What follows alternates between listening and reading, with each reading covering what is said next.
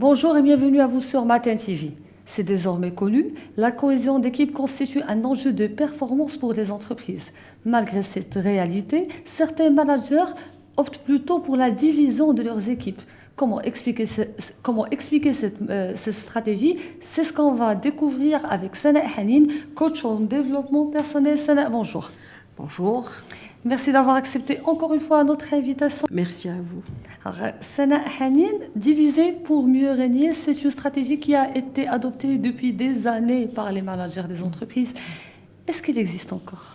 Oui, bien sûr. Donc, diviser pour régner est une attitude, est une stratégie plutôt qui a été pratiquée depuis la nuit des temps, notamment dans le domaine politique, où des politiciens ont eu recours à cette méthode pour tuer dans l'œuf toute velléité de pouvoir chez les concurrents.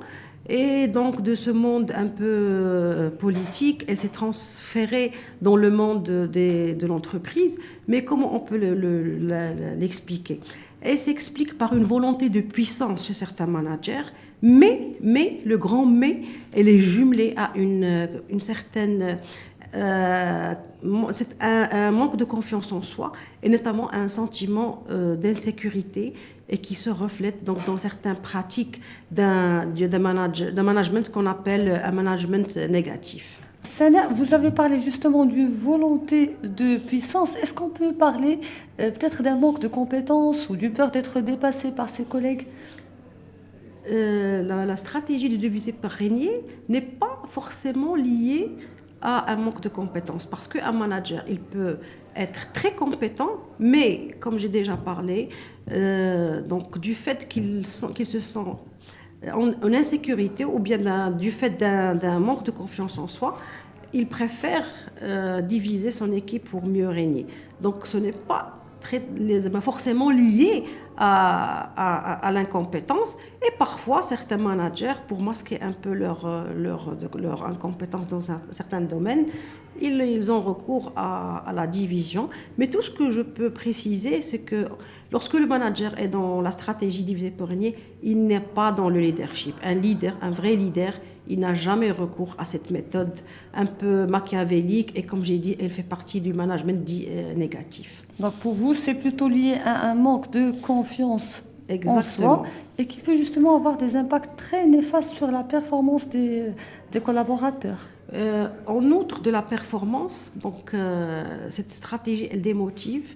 Elle peut même amener à le burn-out, la dépression parmi les membres d'une équipe. Parce que déjà, lorsqu'on parle de diviser pour régner, on parle de clan. C'est la constitution de clan. Et lorsqu'on est dans le clan, on n'est plus dans l'esprit d'équipe.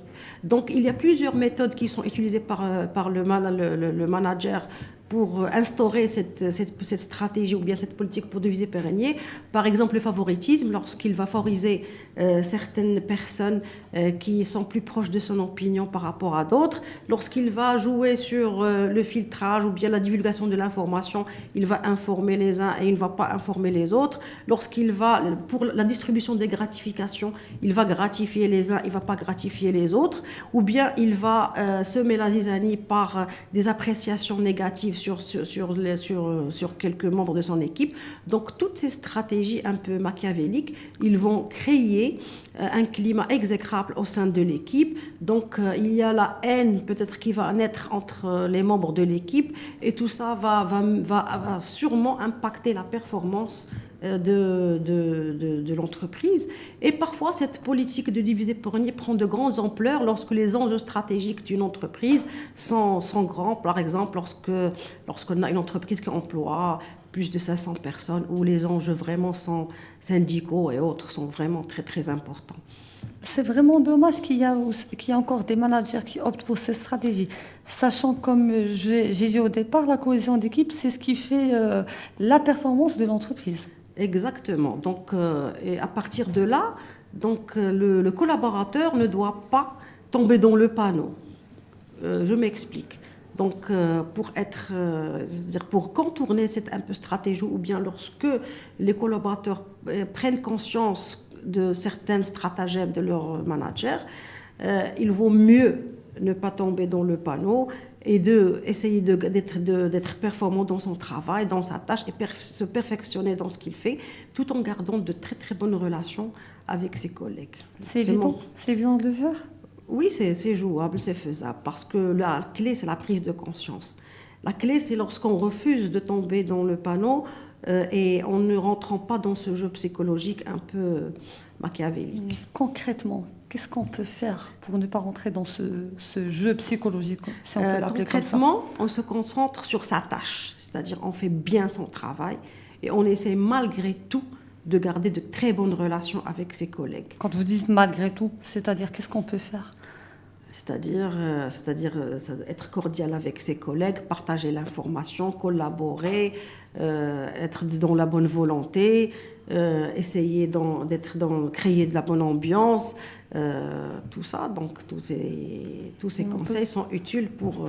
On peut aussi opter pour la communication et l'échange avec ses collègues. Bien sûr, une bonne communication. Pour clarifier certaines idées. Exactement, donc être dans la bonne communication, dans l'échange, bien sûr, et d'être cordial. De toute façon, lorsqu'on est conscient du jeu, on ne tombe pas dessus.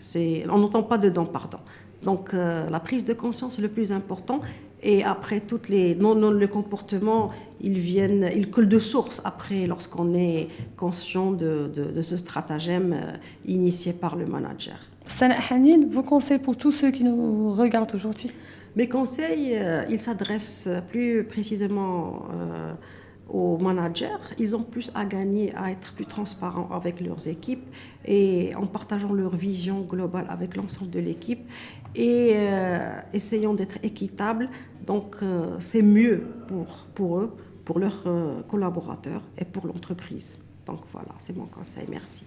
Merci Sana pour cet échange et à très bientôt. À très bientôt. Merci à vous d'avoir suivi notre épisode. À très bientôt.